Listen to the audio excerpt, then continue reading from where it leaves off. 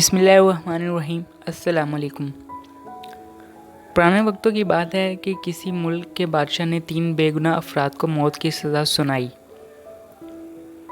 بادشاہ کے حکم کی تعمیل میں ان تینوں کو پھانسی گھاٹ پر لے جایا گیا، جہاں ایک بہت بڑا لکڑی کا تختہ تھا جس کے ساتھ پتھروں سے بنا ایک مینار، اور مینار پر ایک بہت بڑا بھاری پتھر مضبوط رسے سے بندھا ہوا تھا۔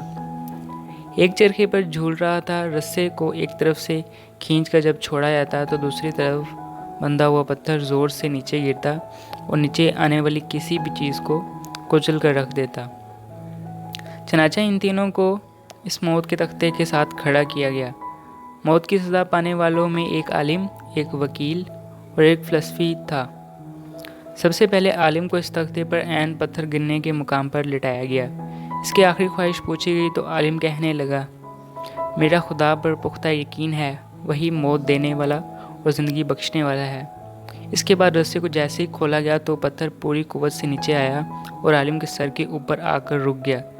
یہ دیکھ کر سب حیران رہ گئے اور عالم کا پختہ یقین کی وجہ سے اس کی جان بچ گئی۔ رسا واپس کھینچ لیا گیا۔ اس کے بعد وکیل کی باری تھی۔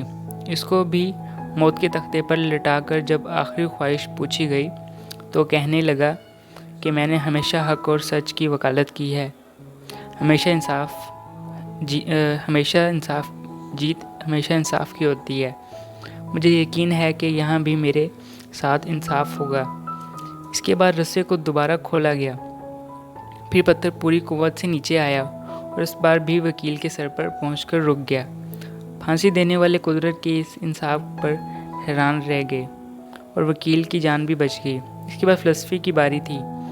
اسے جب تختے پر لٹا کر آخری خواہش پوچھا گیا تو وہ کہنے لگا، عالم کو تو نہ ہی خدا نے بچایا اور نہ ہی وکیل کو اس کے انصاف نے۔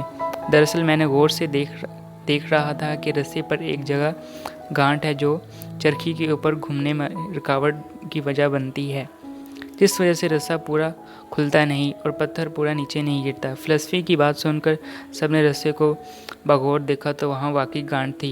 انہوں نے جب وہ گانٹھ کھول کر رسا آزاد کیا تو پتھر پوری قوت سے نیچے گرا اور فلسفی کا سر کچل کر رہ گیا۔